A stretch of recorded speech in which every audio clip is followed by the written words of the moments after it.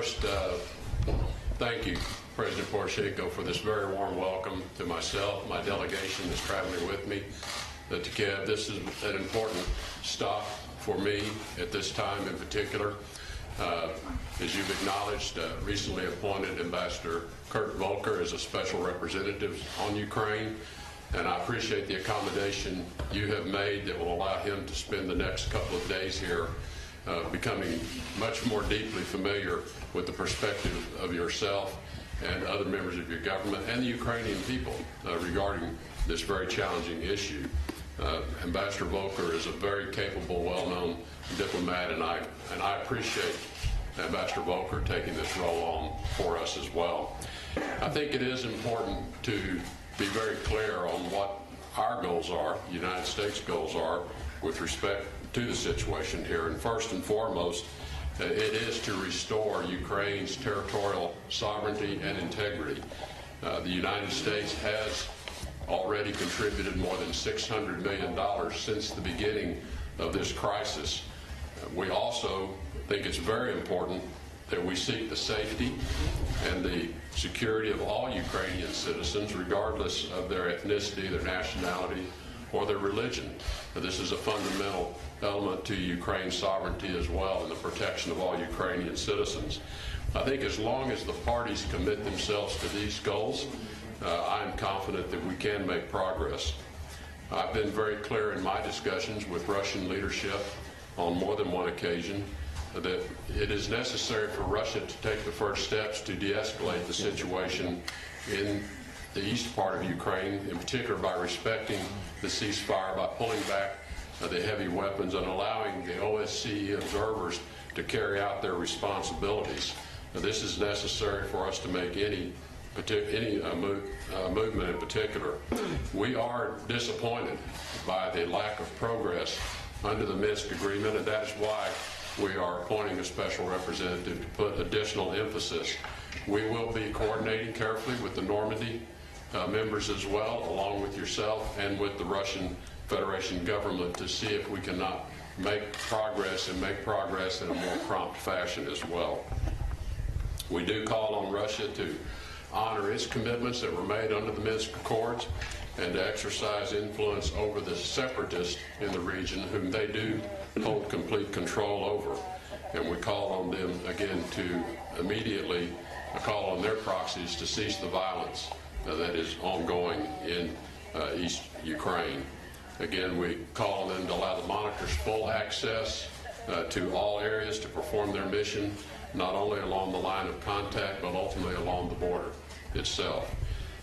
The U.S. and EU sanctions on Russia will remain in place until Moscow reverses the actions that triggered these particular sanctions. During our discussions today, we also had very useful exchanges on economic reforms, and I want to recognize tremendous progress that has been made by the Ukrainian government in reforms over the past 3 years now, and it's evident in economic performance as well, which I find quite encouraging. I know that there's more to do, and I know that you are committed to continuing these reforms to strengthen Ukrainian security, but also economic performance as well. I know that Ukraine is committed to implementing the obligations to the IMF, including pension reform, land reform, privatization of state-owned enterprises, and improving corporate governance. And we spoke extensively about steps necessary to make Ukraine a very attractive destination for foreign direct investment. And I know you're committed to improving that situation. And we also discussed the importance of implementing the anti-corruption reforms, because that too is an important element of attracting foreign direct investment and more business activity, which will create more jobs for Ukrainian citizens and grow the economy. This includes the important work Ukraine's doing to reform the justice sector, Ukraine's commitment to selecting Supreme Court justices of the highest integrity and professionalism, and creating the anti-corruption court. These are essential first steps in reforming the judiciary, and has all too often not been progressed. And I know, and you expressed your very sincere and commitment to progressing the actual creation of the court and the appointment of judges with the highest integrity. We know there are challenges to moving these reforms forward, but they are critical to the success of Ukraine for the future and really creating the circumstances for Ukraine to maintain as a viable economy standing on its own, an important partner to its European neighbors, but an important country for the rest of the world as well. I'm quite encouraged by the situation that I see here in Ukraine, the progress that's been made, and I know that with these reforms, once they are in place, Ukraine will be a very attractive place for business investment elsewhere.